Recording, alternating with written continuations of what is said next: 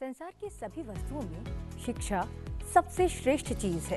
इसे न ही चुराया जा सकता है, न ही नष्ट किया जा सकता है। इसलिए खुद को परिपूर्ण बताकर सीखना छोड़ना ठीक नहीं है, बल्कि खुद को अज्ञानी मानकर सीखते रहना बुद्धिमानी है। नमस्कार, संसद टीवी की विशेष प्रस्तुति सुप्रभात में आपका स्वागत है। मैं हूं आपके साथ शालिनी खंडेलवाल। शुरुआत करते हैं हेडलाइंस के साथ। राष्ट्रीय शिक्षक दिवस आज। राष्ट्रपति द्रौपदी मुर्मू विज्ञान भवन में प्रदान करेंगी राष्ट्रीय शिक्षक पुरस्कार। शाम 4:15 बजे 75 चयनित पुरस्कार विजेता होंगे पुरस्कृत।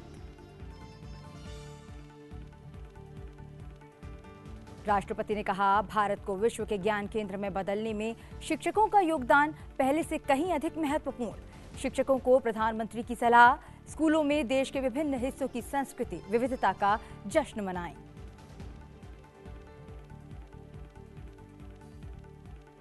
संविधान संशोधन के जरिए जल्द ही महिलाओं को संसद और राज्य विधानसभाओं में उचित प्रतिनिधित्व मिलेगा। उपराष्ट्रपति जगदीप धनखड़ ने राष्ट्र निर्माण में महिलाओं की भागीदारी विषय पर किया छात्राओं से संवाद। भारत के पहले सौर मिशन आदित्य L1 ने धरती की ऑर्बिट में लगाई दूसरी छलांग। इसरो ने दी दूसरे अर्थ बाउंड मैनवर की सफलता की जानकारी। अगला मैनवर 10 सितंबर को होगा। और G20 शिखर सम्मेलन में कुछ नेताओं के शामिल न होने पर बोले विदेश मंत्री डॉक्टर एस जयशंकर, देशों द्वारा प्रमुख मुद्दों पर अपनाई गई स्थिति पर ध्यान केंद्रित करे दुनिया। सुप्रभात में अब बात विस्तार से। राष्ट्रीय शिक्षक पुरस्कार 2023 के विजेताओं ने सोमवार को प्रधानमंत्री नरेंद्र मोदी से मुलाकात की। इस दौरान प्रधानमंत्री ने शिक्षकों से संवाद भी किया। शिक्षकों ने भी अपने अनुभव साझा किए। प्रधानमंत्री ने कहा कि युवा दिमागों को आकार देने के प्रति शिक्षकों का समर्पण और शिक्षा में उत्कृष्टता के प्रति उनकी अटूट प्रतिबद्धता बहुत प्रेरणादायक है। अपनी कक्षाओं में वे भारत के युवाओं के लिए एक उज्जवल भविष्य की पटकथा लिख रहे हैं।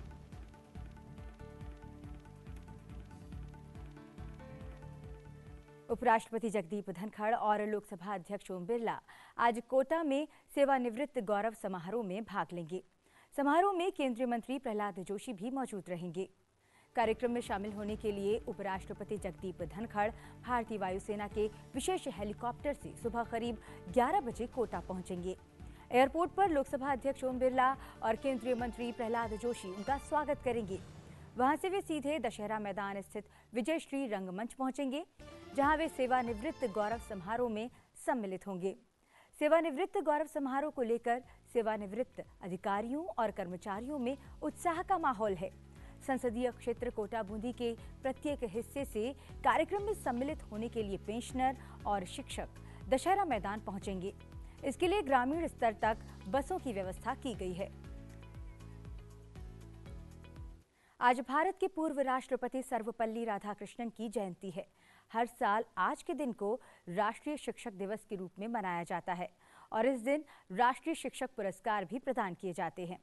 राष्ट्रीय शिक्षक पुरस्कार का उद्देश्य देश में शिक्षकों के अद्वितीय योगदान का जश्न मनाना और उन शिक्षकों को सम्मानित करना है जिन्होंने अपनी प्रतिबद्धता और समर्पण के माध्यम से शिक्षा की गुणवत्ता में सुधार किया है। इस अवसर पर राष्ट्रपति द्रौपदी मुर्मू आज नई दिल्ली में 75 चयनित पुरस्कार विजेताओं को राष्ट्रीय शिक्षक पुरस्कार 2023 से सम्मानित करेंगी।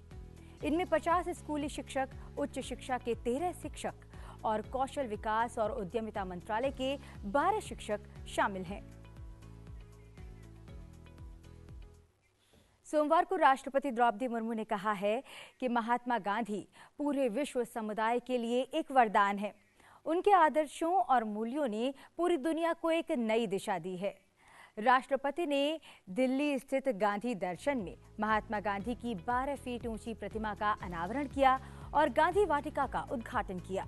राष्ट्रपति ने कहा कि गांधी जी ने सार्वजनिक जीवन के साथ साथ व्यक्तिगत जीवन में भी पवित्रता पर बहुत जोर दिया।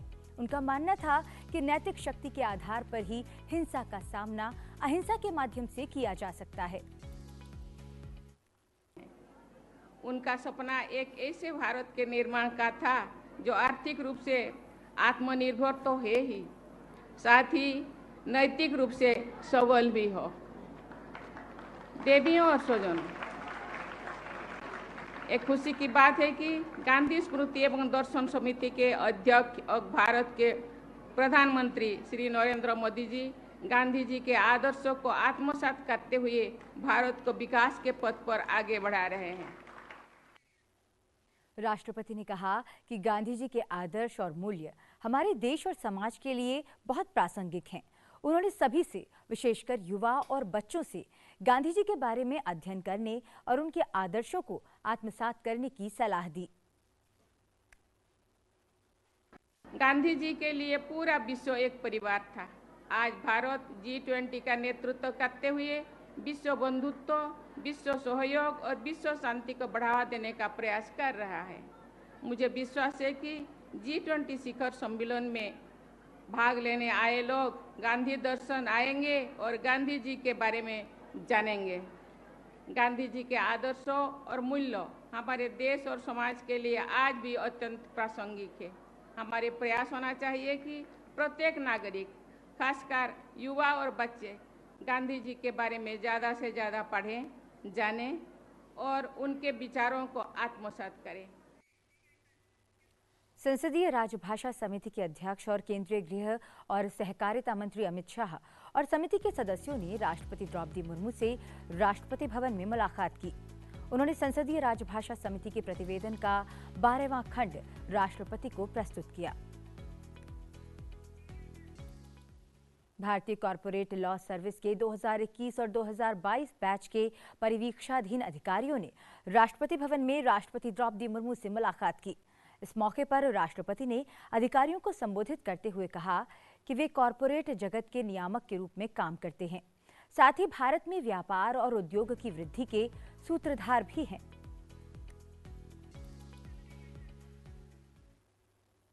उपराष्ट्रपति जगदीप धनखड़ ने कहा है कि आज महिलाएं हर क्षेत्र में सफलता के नए प्रतिमान गढ़ रही हैं और वो दिन दूर नहीं जब संविधान संशोधन के जरिए संसद और विधानसभाओं में महिलाओं को उचित प्रतिनिधित्व मिलेगा। उपराष्ट्रपति जगदीप धनखड़ ने जयपुर में विश्वविद्यालय महारानी महाविद्यालय की छात्राओं के साथ राष्ट्र निर्माण में महिलाओं की भागीदारी विषय पर संवाद कार्यक्रम को संबोधित किया।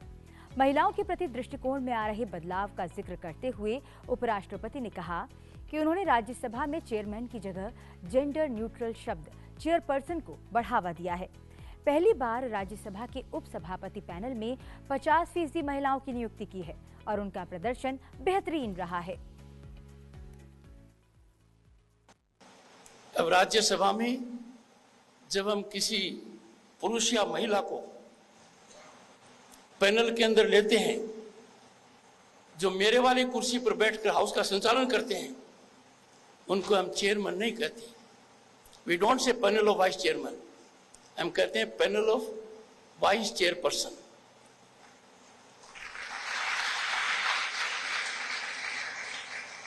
Girls, you will be delighted. For the first time, I have given 50% placement to women members of parliament in presiding. And I can tell you their performance has been amazing. PT Usha 1985 के अंदर या 86 में पद्मश्री मिली थी।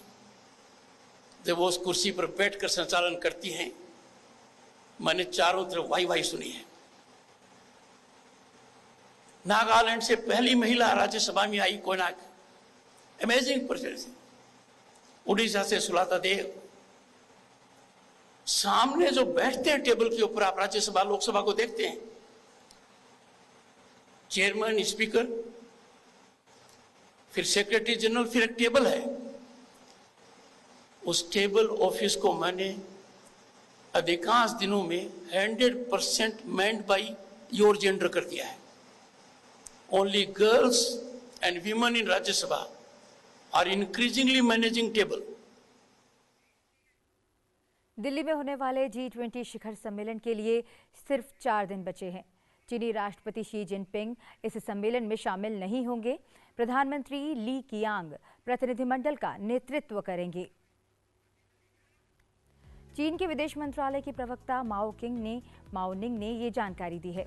G20 शिखर सम्मेलन का अंतिम agenda 9-10 सितंबर को नई दिल्ली में आयोजित किया जाएगा। ली कियांग चीनी प्रतिनिधिमंडल का नई दिल्ली में नेतृत्व करेंगे। चौथा और अंतिम G20 शिखर सम्मेलन शेरपा बैठक हरियाणा के मेवात में चल रही है और इस उच्च स्तरीय बैठक में G20 शिखर सम्मेलन के सदस्य देशों के अलावा शेरपा और अन्य प्रतिनिधि भाग ले रहे हैं। G20 शिखर सम्मेलन में भाग लेने के लिए विश्व नेता नई दिल्ली पहुंचेंगे। भारत ने पिछले साल 1 दिसंबर को G20 की अध्यक्षता संभाली थी और देश भर के 60 शहरों में G20 से संबंधित लगभग 220 बैठकें आयोजित की गई थी।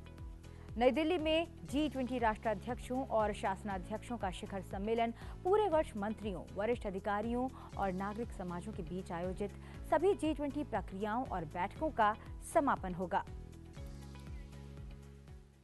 भारत के विदेश मंत्री डॉक्टर एस जयशंकर ने कहा है कि नई दिल्ली में होने वाला 18वां G20 शिखर सम्मेलन वर्तमान ज्वलंत मुद्दों से निपटने के लिए प्रासंगिक और अपने निष्कर्ष और समाधान, अवधारणा और कार्यों के कारण याद किया जाएगा। वहीं रूस और चीन के राष्ट्रपति के इस G20 शिखर सम्मेलन में शामिल नहीं होने की खबरों पर एक प्रश्न के उत्तर में विदेश मंत्री ने कहा कि कौन से देश किस स्तर पर शामिल होते हैं, इस पर फोकस करने की बजाय वास्तविक मुद्दा ये है कि जो देश उपस्थित होते हैं उन्हें कितना महत्व मिलता है। भारत की G20 की अध्यक्षता के दौरान अफ्रीकन यूनियन को G20 संगठन में शामिल किए जाने के मुद्दे पर विदेश मंत्री डॉक्टर एस जयशंकर ने विश्वास व्यक्त किया कि ये इस शिखर सम्मेलन में साकार होगा। भारतीय अंतरिक्ष अनुसंधान संगठन का चंद्रयान-3 का विक्रम लैंडर चंद्रमा की सतह पर अभियान का महत्वपूर्ण काम पूरा करने के बाद अब स्लीप मोड में चला गया है। इसरो ने कहा कि कमांड पर विक्रम लैंडर ने इंजन चालू कर दिया। उम्मीद के मुताबिक खुद को लगभग 40 सेंटीमीटर की दूरी पर ऊपर उठाया और सुरक्षित रूप से उतर गया। 30-40 सेंटीमीटर दूर विक्रम लैंडर अपने लक्ष्य से आगे निकल गया है और इसलिए इसके पेलोड अब बंद कर दिए गए हैं।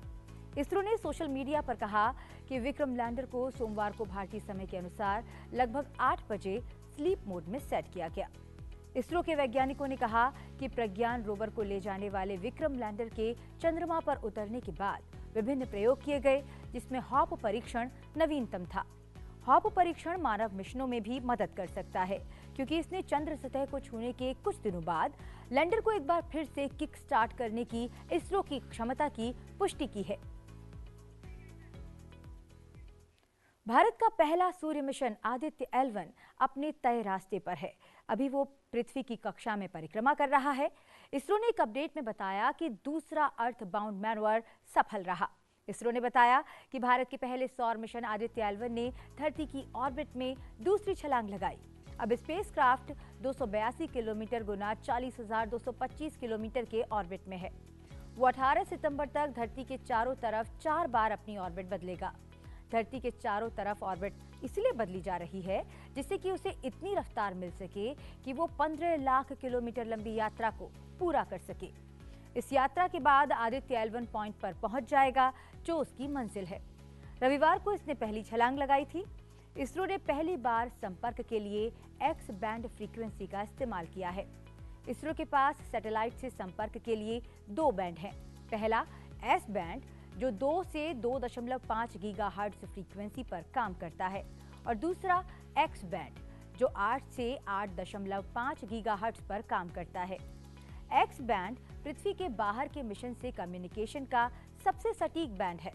इसकी मदद से दूर के सैटेलाइट के साथ कम्युनिकेशन करना आसान होता है। इसरो अपने नए मिशन के लिए एक्स बैंड तकनीक की टेस्टिंग कर रहा है। अब बढ़ते हैं आगे और बात करते हैं खेल जगत की। टीम इंडिया ने नेपाल को 10 विकेट से हराकर एशिया कप के सुपर 4 राउंड में प्रवेश कर लिया है। इसी के साथ ग्रुप ए में पाकिस्तान के बाद सुपर 4 में जगह बनाने वाली भारत दूसरी टीम बन गई। वहीं अपने दोनों मैच हारकर नेपाल की टीम टूर्नामेंट से बाहर हो गई। नेपाल की टीम ने पहले खेलने के बाद 230 रन बनाए थे, लेकिन भारतीय पारी के दौरान बारिश होने लगी और फिर करीब 2 घंटे मैच रुका रहा। इसके बाद डकवर्थ लुइस नियम लगाकर भारत को 23 ओवर में 145 रनों का रिवाइज्ड लक्ष्य मिला। इसके जवाब में टीम इंडिया ने 21वें ओवर में लक्ष्य का पीछा कर लिया। भारत के लिए रोहित शर्मा ने 74 और शुभमन गिल ने 67 रन बनाए। टीम इंडिया का अगला मुकाबला 10 सितंबर को पाकिस्तान के साथ होगा।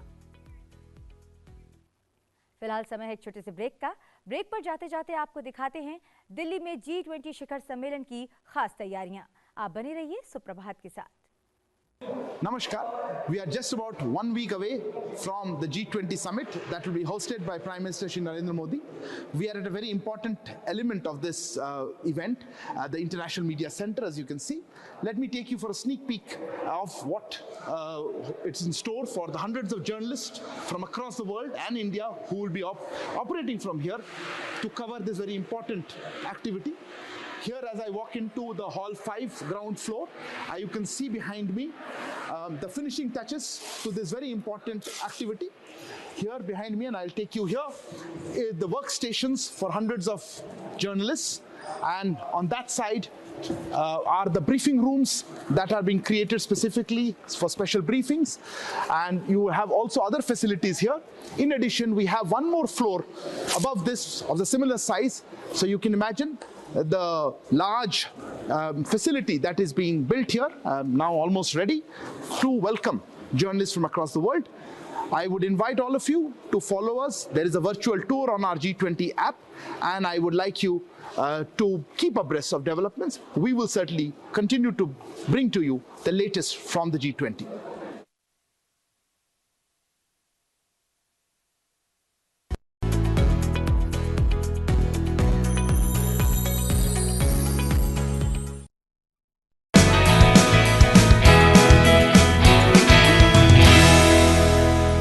मध्य प्रदेश के शाजापुर के विद्यालय के विज्ञान के प्राध्यापक ओम प्रकाश पाटीदार ने विज्ञान को तकनीक से जोड़कर ICT का प्रयोग करते हुए विज्ञान जैसे कठिन विषय को विद्यार्थियों के लिए सरल और इंटरेस्टिंग बना दिया है। उन्होंने यहाँ पर बायोडायवर्सिटी कंजर्वेशन तैयार करवाया ताकि बच्चे जैव विविधता से जुड़े तथ्यों को अच्छे से समझ सकें। उनके इस अनोखे और अनूठे सहयोग के कारण इन्हें 2022 में राष्ट्रीय शिक्षा पुरस्कार से सम्मानित किया गया।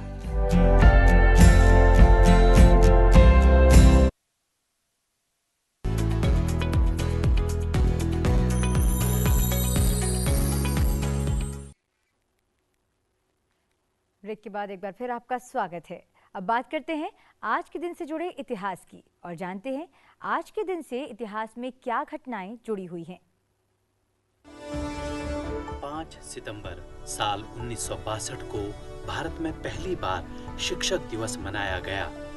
इसी साल डॉक्टर सर्वपल्ली राधाकृष्णन ने भारत के दूसरे राष्ट्रपति के रूप में अपना पद संभाला। उनके सम्मान में उनके छात्रों ने उनके जन्मदिन को राधा कृष्णन दिवस के रूप में मनाने की पहल की, लेकिन उन्होंने इस प्रस्ताव को अस्वीकार किया और अपने जन्मदिन को शिक्षक दिवस के रूप में मनाने का प्रस्ताव रखा। उनका जन्म आज ही के दिन साल 1888 में मद्रास प्रेसिडेंसी यानी आज के आंध्र प्रदेश में एक तेलुगु परिवार में हुआ था। आज के दिन शैक्षणिक संस्थानों में शिक्षकों के सम्मान में अनेक प्रकार के आयोजन किए जाते हैं।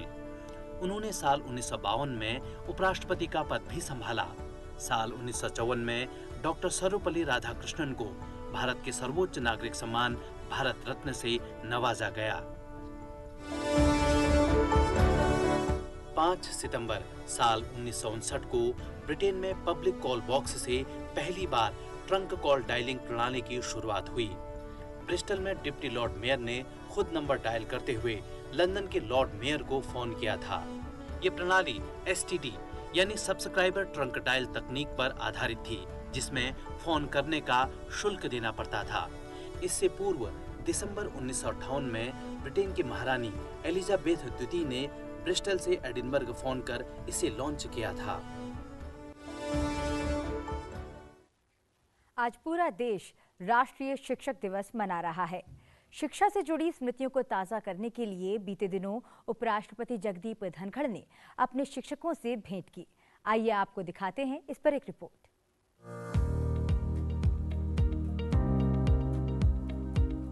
शिक्षक केवल हमें पढ़ाते नहीं हैं, बल्कि जीवन के अनुभवों से गुजरने के दौरान अच्छे बुरे का भेद भी करवाते हैं और समझाते हैं कि जीवन की राह पर हमें संभल कर आगे बढ़ते हुए अपने लक्ष्य को कैसे हासिल करना है।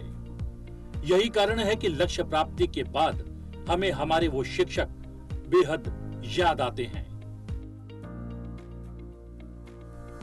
देश के उपराष्ट्रपति जगदीप धनखड़ भी कटीली राह अपने ज्ञान से बुहारने वाले अपने शिक्षकों को आज भी स्मरण करते हैं। शिक्षा के दिनों से जुड़ी अपनी स्मृतियों को ताजा करते हुए उपराष्ट्रपति ने चित्तौड़गढ़ सैनिक स्कूल के अपने शिक्षक हरपाल सिंह राठी से चित्तौड़गढ़ में न सिर्फ उनके निवास पर मुलाकात की, साथ ही इस मुलाकात को अविस्मरणीय बताते हुए एक संदेश भी प्रेषित किया। Madam Principal reflected, I was born on 18th of May 1951. That was biological birth. My real birth, rebirth, was in Sainik School, Chittorgarh.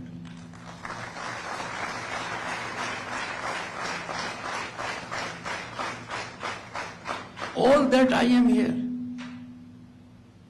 all that I am in the world today, I owe to the Sainik School, the teachers, और इस माटी को मैं सलाम करता हूँ। उपराष्ट्रपति बनने से पहले जगदीप धनखड़ ने 11 अगस्त 2022 को उपराष्ट्रपति पद की शपथ ली थी और उपराष्ट्रपति चाहते थे कि उनकी शिक्षिका रत्ना जी भी उस शपथ ग्रहण समारोह की साक्षी बने, परंतु वो उस कार्यक्रम में नहीं आ पाए।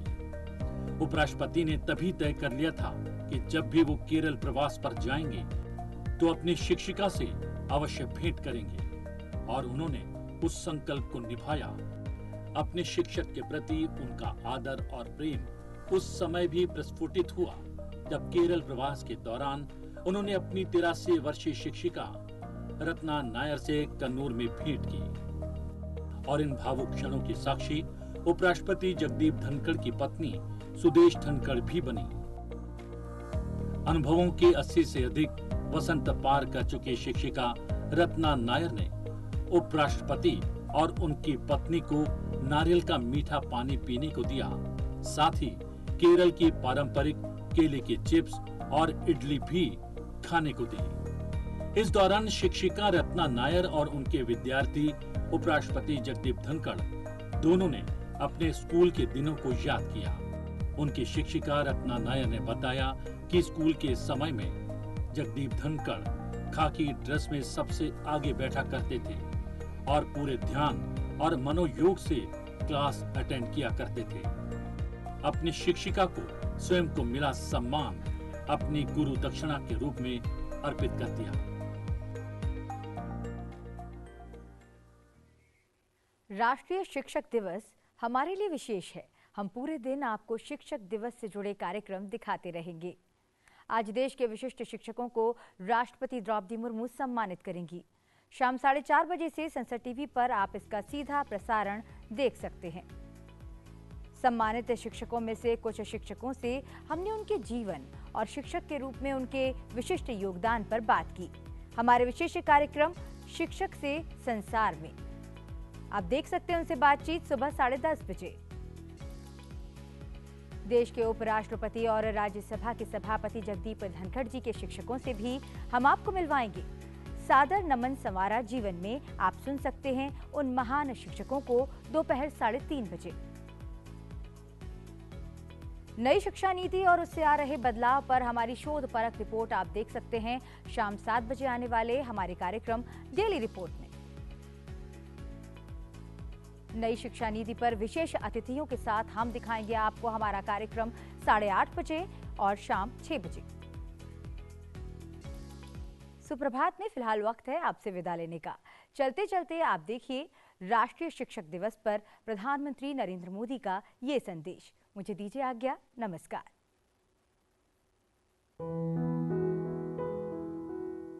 आवश्यकता है कि हम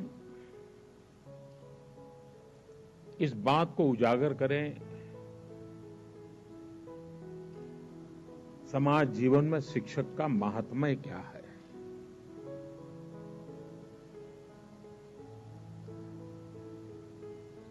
और जब तक हम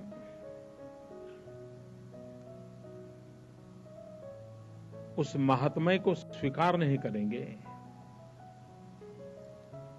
न शिक्षक के प्रति गौरव पैदा होगा, न शिक्षक के माध्यम से नई पीढ़ी में परिवर्तन में कोई ज्यादा सफलता प्राप्त होगी। और इसलिए इस एक महान परंपरा को समयानुकूल परिवर्तन करके अधिक प्राणवान कैसे बनाया जाए, अधिक तेजस्वी कैसे बनाया जाए, और इस पर एक चिंतन बहस होने की आवश्यकता है।